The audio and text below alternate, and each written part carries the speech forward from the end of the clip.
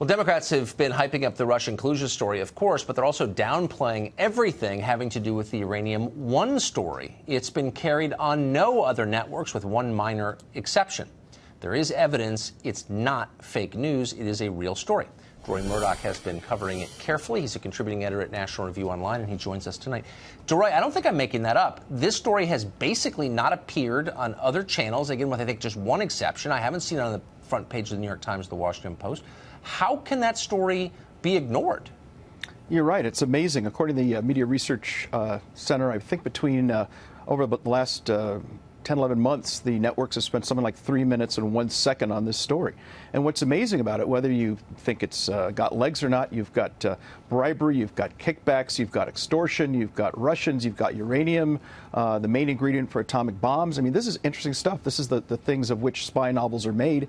And yet the networks ignore this and still talking about Russia, Russia, Russia, and what collusion was there. And it appears as if we had collusion on the part of not the Republicans, but on the part of the Democrats, Hillary Clinton, and now the Podesta group, all designed around bringing in $145 million, a tremendous amount of money, into the Clinton Foundation. And in exchange, the Russians now control 20% of the United States uranium supply. And apparently some of that uranium is leaving this country. It seems like something worth covering to me. I think it is, and Russia's at the very center of it. So as you just said, board members of this company, which is controlled by the Russians, donated $145 million to the Clinton Family Foundation. Absolutely. At around the same time that Hillary Clinton's State Department okayed the deal. Now, look, I'm not alleging criminality here, but I'm noting the obvious, which is what? How can that not be a legitimate line of inquiry for journalists? And, you know, maybe after looking into it, it turns out it's really more innocent than it is. I don't think so. But, yeah, at least look into it. And I'm glad to see that the House and House Intelligence Committee and I believe the Senate Judiciary Committee are now going to look into this. They've not held a hearing on Uranium One yet. And these are the Republicans who control Congress. I find that astonishing. So I'm glad that they finally look like they're going to hold hearings on this. I believe they're trying to get the gag order lifted on this confidential witness, this businessman who actually was cooperating with the FBI in all of this. He was put under a gag order by the Obama administration, so he actually wouldn't talk to Congress. Imagine that.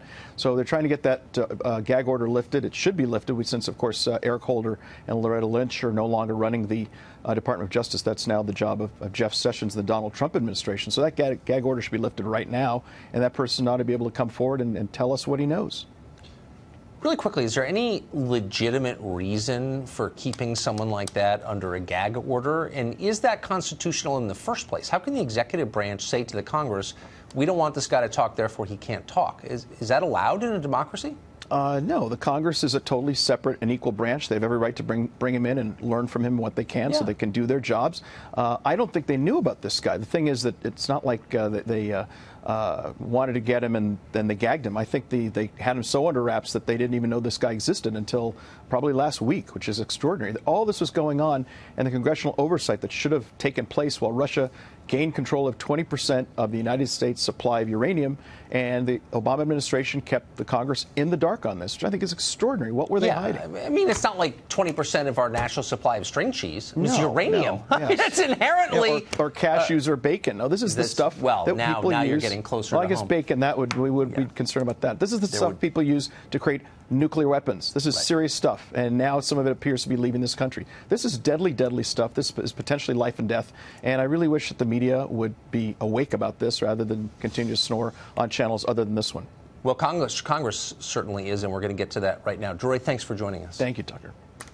Well, as you just heard, 2 House committees have launched a joint inquiry into the Uranium One deal following revelations that the Justice Department discovered a massive Russian bribery ring supporting the deal, but did not tell Congress about it. Congressman Ron DeSantis represents the state of Florida. He serves on the House Oversight Committee, one of the 2 involved in that investigation. He joins us tonight. Congressman, thank you. Thanks for having me. So, first things first, how could Congress not have known about this? Well, just first with the string cheese, I think if Donald Trump sold string cheese to the Russians, the Democrats would be upset about that. That's probably right. So it's really mind-boggling. I mean, we have this informant that we want to bring in. I think we will get him in either through subpoena or by them lifting the gag order. He started working as a confidential informant in 2009. He was in the middle of this Russian racketeering ring. 2009, 2010. And then the Uranium One deal is approved at the end of 2010. So the FBI knew that underneath this Uranium One deal, forget about all the money to the Clintons, which is serious, underneath that is all this criminality. Nobody informed Congress of that. And there was opposition to this deal in Congress anyways, just based on the merits. Right. But imagine something propped up by repeated criminality. I think that probably would have been enough had Congress known to put political pressure on the administration to kill the deal. How can the former administration or any administration tell the Congress of the United States that it can't interview somebody?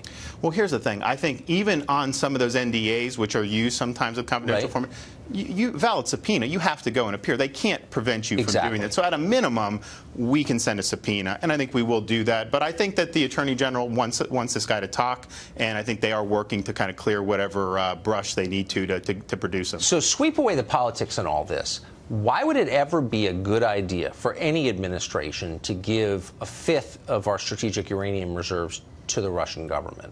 I don't think it would be. And you notice the Democrats say the worst thing that happens in the world is Russia spending $100,000 on Facebook ads. Half of which ran after the election. Exactly. And so for them to think that's the big deal, but then not think the uranium is a big deal, I just don't understand how you could hold that position. Have you heard anybody defend it on the merits? I mean, I hear a lot of people say Hillary Clinton obviously had nothing to do with this because she's so great. They don't. They say it's been debunked, don't worry, but there's not a substantive defense for it. And when you mention all the money going into the foundation and the $500,000 to Bill personally for a 20-minute speech, they say, oh, well, that's fine. It was Here's my question.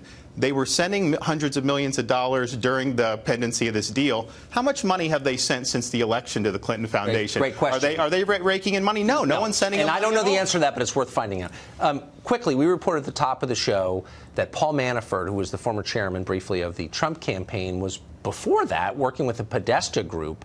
One of his jobs was to lobby the Obama administration on behalf of Russia. Our source says he routinely took Russian business figures up to the Hill to meet with the members. Are you aware of that? Did you see that? I never saw that. No, I didn't. I mean, I think it's pretty clear Manafort was involved in Eastern European politics, Russian politics. That, I think, is why all the smoke has come out about Trump. I don't think it has anything to do with Trump. I think a lot of this predates the campaign, and I think that's what the special counsel Were you aware that Paul Manafort was working with the Podestas on behalf of Russia? No. Amazing. Amazing story. Congressman, thank you. Thank you.